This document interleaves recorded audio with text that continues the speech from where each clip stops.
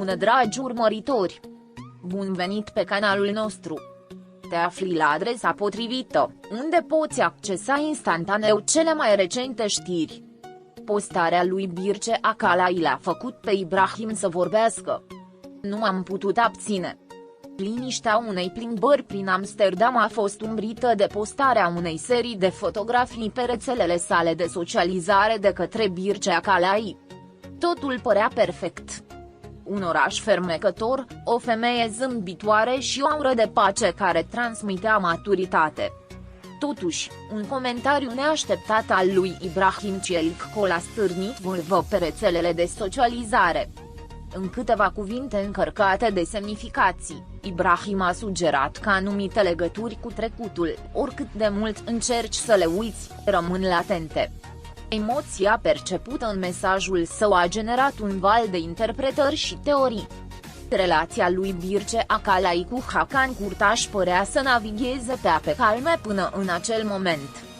Mereu discretă, mereu stăpână pe propriul spațiu, Acalay alesese să experimenteze dragostea încet și fără bătaie de capitolul.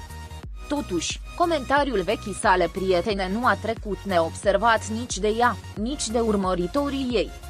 Ce însemnătate ar putea avea acum acea expresie nostalgică? Unii au interpretat acel gest ca o urmăvie a unei legături care nu a fost niciodată complet ruptă. Ibrahim Celicco, la rândul său, trece printr-o perioadă fericită alături de Natalia Arcan. Fotografiile lor împreună, escapadele romantice, complicitățile lor, totul indica faptul că găsiseră un echilibru. Totuși, oamenii nu pot controla întotdeauna impulsurile inimii. Și uneori, o simplă imagine poate evoca sentimente profunde, reminiscențe ale unor momente trăite care rămân ancorate în vreun colț al sufletului. Asta este ceea ce mulți au crezut că citesc în comentariul său scurt, dar semnificativ. Povestea dintre Ibrahim și Birce fusese una dintre acele prietenii care se apropie de indestructibil, dar și de nedescris. Complicitatea pe care au împărtășit-o ani de zile, combinată cu o legătură pe care mulți au descris-o ca fiind specială, sugera că între ei exista ceva mai mult decât o simplă prietenie. Poate că nu a fost niciodată spus cu voce tare, poate că nu a fost niciodată convenit oficial, dar gesturile, privirile și cuvintele nu mint întotdeauna. Ecoul acelor sentimente părea să se fi manifestat din nou. Tăcerea lui Birce după comentariu a fost chiar mai elocventă decât orice răspuns.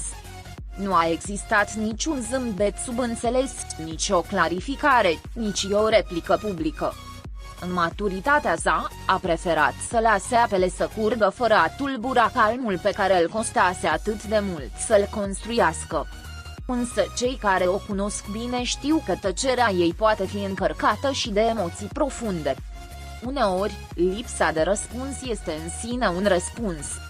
Cuvântul lipsă virgulă la care Ibrahim a făcut aluzie în mesajul său, a rezonat puternic în inimile celor care odată au iubit și apoi au pierdut.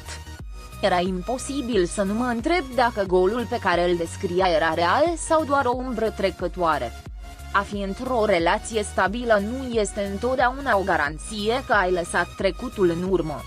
Și asta, în cazul lui Ibrahim, părea dureros de clar.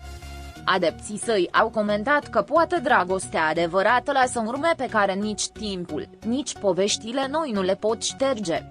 Pe măsură ce orele treceau, rețelele erau inundate de comentarii împărțite.